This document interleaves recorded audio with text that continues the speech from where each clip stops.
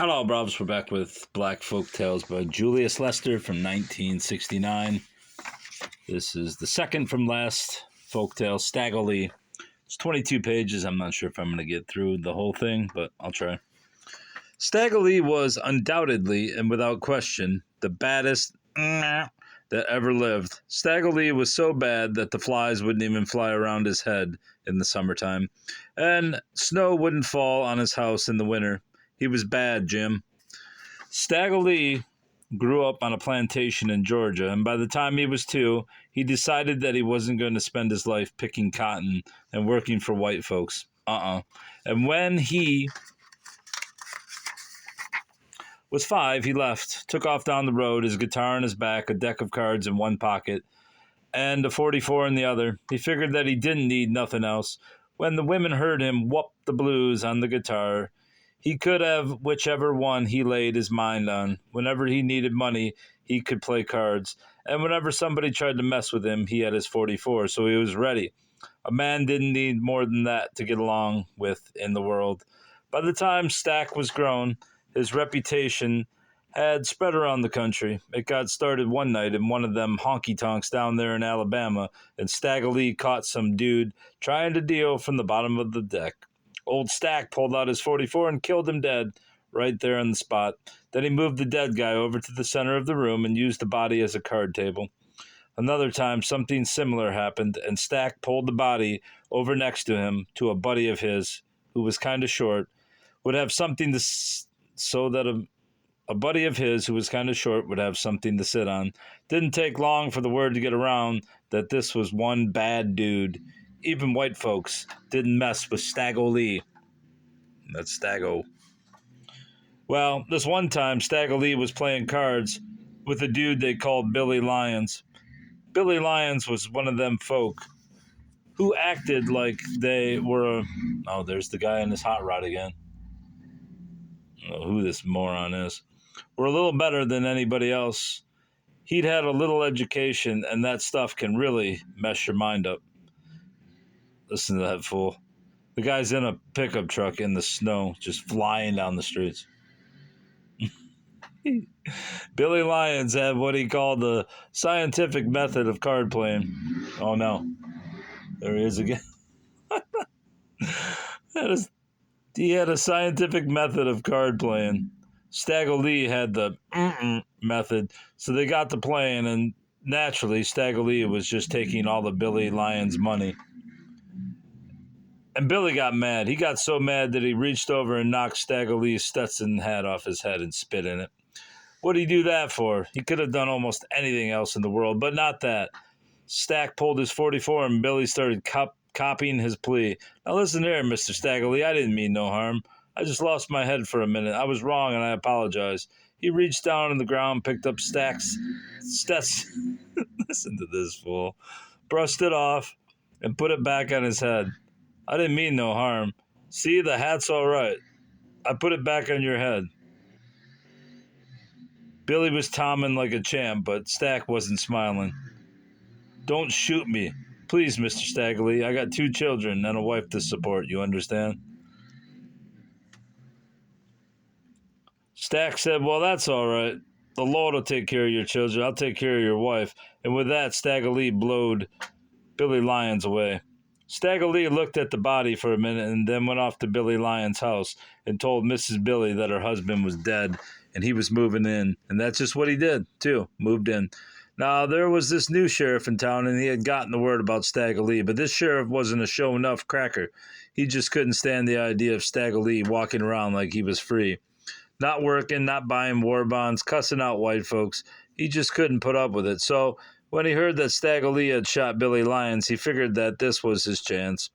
Sheriff told his deputies, said, all right, man, Stagolee killed a man tonight. We got to get him. The deputies looked at him. Well, Sheriff, ain't nothing wrong with killing a man every now and then, said one. It's good for a man's health, added another.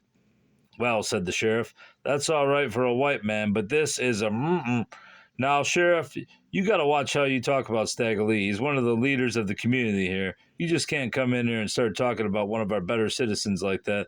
The sheriff looked at them. I believe you men are afraid of a Deputies thought it over for a half a second. Sheriff, let's put it this way. We have a healthy respect for Stagolee. A long time ago, we struck a bargain with him. We promised him that if he let us alone, we'd let him alone, and everything has worked out just fine. Well, we're going to arrest Stagolee, the sheriff said. Get your guns and let's go. The deputies stood up, took their guns, and laid them on the shelf. Sheriff, if you want Stagolee, well, you can arrest him by yourself. And they went out the door and over to the undertaker's parlor and told him to start making a coffin for the sheriff. When all the other white folks heard what the sheriff was going to do, they ran over to talk to him. Sheriff, you can't go around disturbing the peace. But couldn't nobody talk no sense into him? Now, Stagolee heard that the sheriff was looking for him. And being a gentleman, Stagolee got out of bed, told Mrs. Billy he'd be back in a little while, and went on down to the bar. He'd barely gotten the first drink down when the sheriff came stepping through the door. He walked over to the bartender. Barkeep, who's that man down at the other end of the bar? You know there's a law in this town against drinking after midnight. Who is that? Bartender leaned over the counter and whispered in his ear. Oh no, here comes the hot rod again. Don't talk so loud. That's Stagolee. He drinks when he gets thirsty, and he's generally thirsty after midnight. Sheriff walked over to Stagolee. Stagolee didn't even look around. Sheriff pulled out his gun.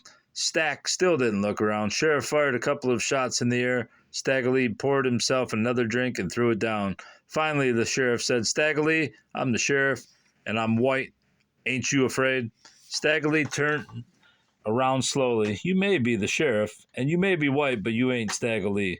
Now deal with that. The sheriff couldn't even begin to figure it out, no less with it, so he fell back in his familiar bag. I'm placing you under arrest for the murder of Billy Lyons. You in what army? And it bet not be the United States Army, because I whooped them already. Me in this army, the sheriff growled, jabbing the pistol in Stack's ribs. Before the sheriff could take another breath, Stagolee hit him upside the head and sent him flying across the room. Stagolee pulled out his gun, put 3 bullets in him, put his gun away, had another drink, and was on his way out the door before the body hit the floor. The next day, Stagolee went to both of the funerals to pay his last respects to the sheriff and Billy Lyons, and then he settled down to living with Mrs. Billy. She really didn't mind too much. All the women knew how good-looking Stack was, and he was always respectful to women, always had plenty of money, and generally he made a good husband, as husbands go. Stagolee had one fault, though. Sometimes he drank too much. About once a month, Stagolee would buy up all the available liquor and moonshine in the county and proceed to get wasted. And when Stagolee got wasted, he got totally wasted. The new sheriff waited until one of those nights when Stagolee was so drunk he was staggering in his sleep, and he was lying flat in the bed. If Judgment Day had come, the Lord would have had to postpone it until Stagolee had sobered up. Otherwise, the Lord might have ended up getting Gabriel shot and his trumpet wrapped around his beard or his head. When the sheriff saw Stagolee that drunk, he went up and got together the Ku Klux Klan Alumni Association, which was every white man in 4 counties. After the sheriff had assured them that Stagolee was so drunk he couldn't wake up, they broke in the house just as bad as you please. They had the lynching rope all ready, and they dropped it around his neck. The minute that rope touched Stack's neck, he was wide awake and stone cold sober. When white folks saw that, they were falling over each other, getting out of there. But Stack was cool. He should have been. He invented it. You all come to hang me? The sheriff said that was so. Stagolee stood up, stretched, yawned, and scratched himself a couple times. Well, since I can't seem to get no sleep, let's go and get this thing over with so I can get on back to bed. They took him out behind the jail where the gallows was built. Stagolee got up on the scaffold, and the sheriff dropped the rope around his neck and tightened it. Then the hangman opened up on the trapdoor, and there was Stack swinging 10 feet in the air, laughing as loud as you ever heard anybody laugh. They let him hang there for a half hour, and Stagolee was still laughing. Hey, man, this rope is ticklish. The white folks looked at each other and realized that Stack's neck just wouldn't crack. So they cut him down, and Stagolee went back home and went back to bed. After that, the new sheriff left Stagolee in peace, like he should have done to begin with. Stagolee lived on, and that was his big mistake, because Stagolee lived so long, he started attracting attention up in heaven. One day, St. Peter was looking down on the earth, and he happened to notice Stack sitting on the porch picking on the guitar. Ain't that Stagolee? St. Peter said to himself. He took a closer look. That's him. Why, that should have been dead a long time ago. So St. Peter went and looked it up in the record book, and sure enough, Stagolee was supposed to have died 30 years before. St. Peter went to see the Lord. What's going on, St. Peter? Oh, ain't nothing shaking, Lord. Well, that's not totally true. I was just checking on out Earth, and there's a down there named Stagolee who is way overdue for a visit from death. Is that so? It's the truth, Lord? Well, we have to do something about that. The Lord cleared his throat a couple of times and hollered out, Hey, Death! Hey, Death! Now, Death was laying up in the barn, catching up on some sleep because he was tired. Having to make so many trips to Vietnam was wearing him out, not to mention everywhere else in the world. He just couldn't understand why dying couldn't be systemized. He tried his best to convince God either to get a system to dying or get him some assistance. He'd proposed that, say, on Mondays, the only dying that would be done would be in France, Germany, and a few other countries. Tuesday, it'd be some other countries, and on like that. That way, he wouldn't have to be running all over the world 24 hours a day, but the Lord had vetoed the idea, said it sounded to him like Death just wanted an excuse to eventually computerize the whole operation. Death had to admit that the thought had occurred to him. He didn't know when he was going to catch up on all the paperwork he had to do. A computer would solve everything. And now, just when he was getting to sleep, here comes the Lord waking him up. So Death got on his pale white horse. He was so tired of riding a horse, he didn't know what to do. He talked to God a few months ago about letting him get a helicopter or something, but the Lord just didn't seem to understand. Death rode on off down through the streets of heaven, and when folks heard him coming, they closed their doors, because even in heaven, folks were afraid of death. And that was the other thing. Death was mighty lonely. Nobody talk to him, and he was getting a little tired of it. He wished the Lord would at least let him wear a suit and tie and look respectable. Maybe when he could meet some nice young angel and raise a family, the Lord had vetoed that idea too. What took you so long, Death? Oh, Lord, I was trying to get some sleep. You just don't realize how fast folks are dying these days. Don't tell me you're going to start complaining again. I'm sorry, Lord, but I'd like to see you handle the job as well as I do with no help. No sleep, no wife, no nothing. Well, I got a special job for you today. Can't wait until tomorrow? No, it can't wait, Death. Now hush up. There's a man down in Fatback, Georgia, named Stagolee. You should have picked him up 30 years ago, and I want you to send me a memo on why you didn't. Well, I got such a backlog of work piled up. I don't want to have to be doing your job for you. You get the lists every day from the Record Bureau. How come you missed this one? If he's escaped for 30 years, who knows who else has been living way past their time? Speaking of folks living past their time, St. Peter, have the librarian bring me all the files on white folks. Seems to me that white folks done outlived their time. Anyway, Death, go on down there and get Stagolee. Death headed on down to Earth a long time ago. He used to enjoy the ride, but not anymore. There were so many satellites and other pieces of junk flying through the air that it was like going through a junkyard barefooted. So he didn't waste any time getting on down to Fatback, Georgia. Now, on this particular day, Stagolee was sitting on the porch, picking the blues on the guitar and drinking. All of a sudden, he looked up and saw this pale-looking white cat in this white sheet coming riding up to his house on a white horse. We never had no clan in the daytime before, Stagolee said. Death got off his horse, pulled out his address book, and said, I'm looking for Stagolee, Booker T. Washington, Nicodemus, Shadrach, Nat Turner, Jones. Hey, baby, you got it down pat. I'd forgotten a couple of them names myself. Are you Stagolee, Booker T. Wash? You ain't got to go through this thing again. I'm the dude. What's going on? I'm Death. Come with me. Stagolee started laughing. You who? I'm Death. Come on, man. I ain't got all day. Be serious. Death looked at Stagolee. No one had ever accused him of joking before. I am serious. It's your time to die. Now come on here. Man, you ain't bad enough to mess with me. Death blinked his eyes. He'd never run up on a situation like this before. Sometimes folks struggled a little bit, but they didn't refuse. Stagolee, let's go, Death said in his baddest voice. Man, you must want to get shot. There they are, showing down. Death thought that one over for a minute. Now, he didn't know how to handle this situation, so he reached in his saddlebags and pulled out his death manual. He looked up resistance and read what it said, but wasn't a thing in there about what to do when somebody threatens you. Then he looked up guns, but that wasn't listed. He looked under everything he could think of.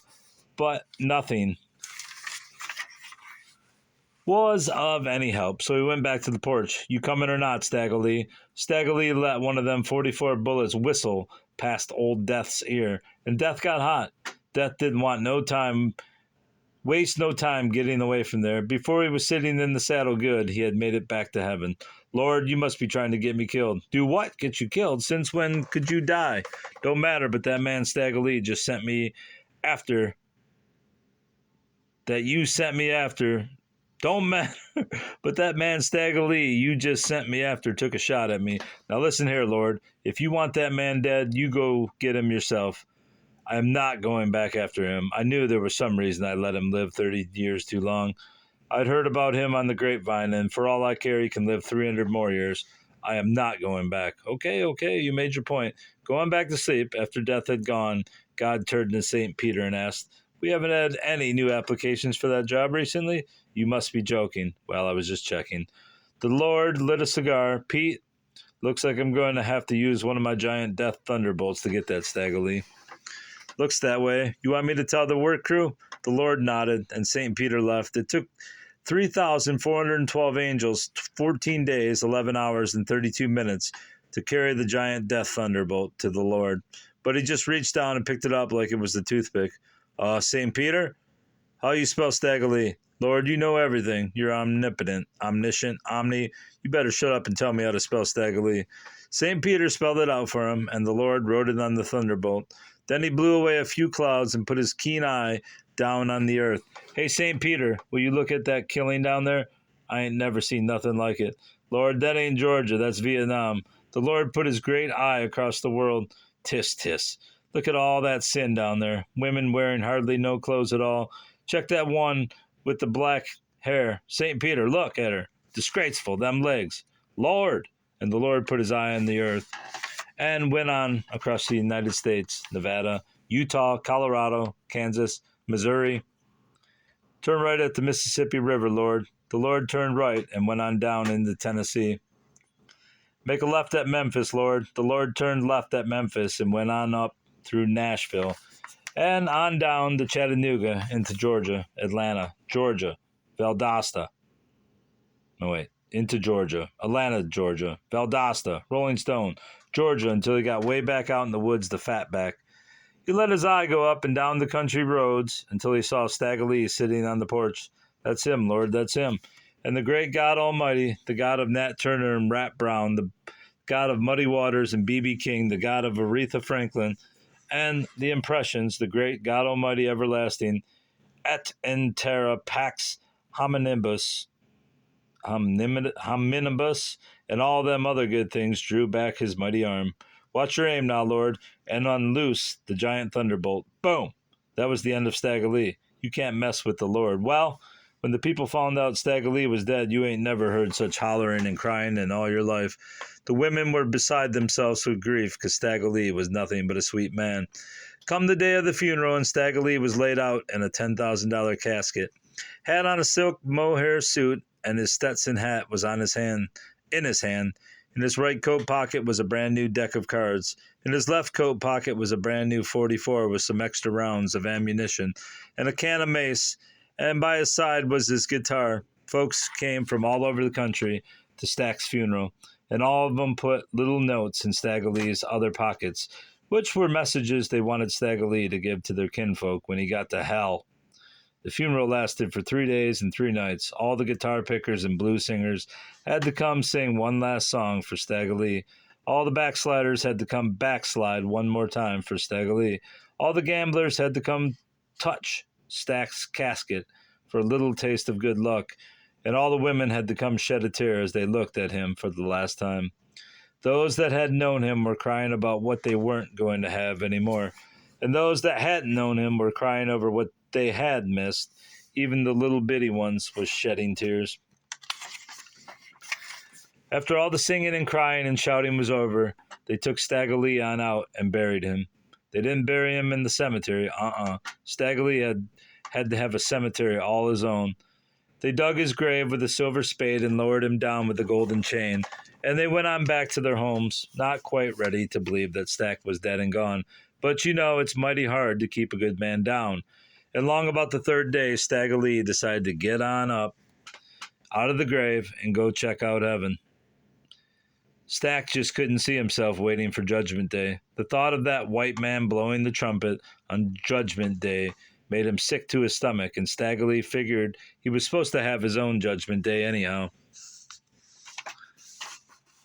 He started on off for heaven. Of course, it took him a long time to get there because he had to stop on all the clouds and teach the little angels how to play Pity Pat and Coon Can and all like that, but eventually he got near to heaven.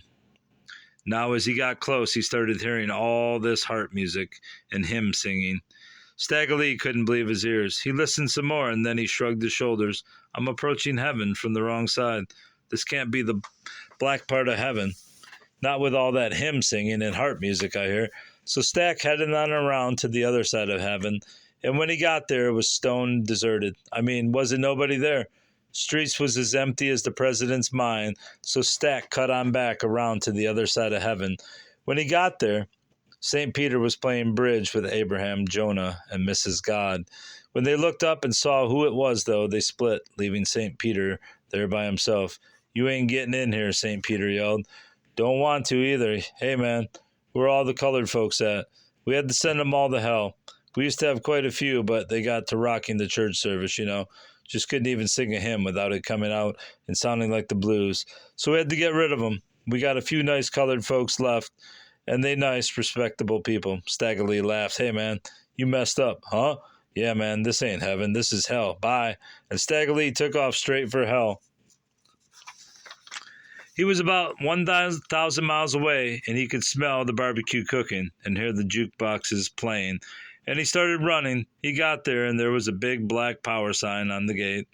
He rung on the bell, and the dude who come to answer it recognized him immediately. Hey, everybody, Stagolee's here. And the folks came running from everywhere to greet him. Hey, baby, what's going down? What took you so long to get here? Stagolee walked in, and the brothers and sisters had put down wall-to-wall carpeting, indirect lighting, and best of all, they installed air conditioning. Stagolee walked around, checking it all out. Yeah, you all got it together, got it up tight. And he'd finished checking it out, he asked. After he'd finished checking it out, he asked, any white folks down there? Just the hip ones, and ain't too many of them, but they all right. They know where it's at. Solid. Stagolee noticed an old man sitting over in a corner with his hands over his ears. What's his problem? Oh, that's the devil. He just can't get himself together. He ain't learned how to deal with yet. Stagolee walked over to him. Hey, man, get your pitchfork and let's have some fun. I got my 44. Come on.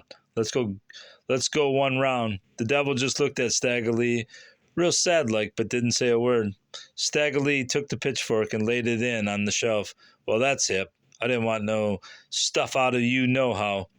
I'm going to rule hell by myself. And that's just what he did, too. Okay. And that's the end of Stagolee. And next, we move on to people. I don't know how many stories there are, maybe 2. People who could fly. Oh, the old man who wouldn't take advice. Maybe we don't have that many left. I think there's 3 short stories left. Keep on stepping. The old man who wouldn't take advice, and people who could fly, it looks like. I feel better now because I was really dreading reading Stagolee because it was, 30 pages. But I'm done now, so now I can move on to those 3 and probably finish them maybe Monday since... No, I probably don't have much to do tomorrow before work. All right, that's all. Goodbye, bro.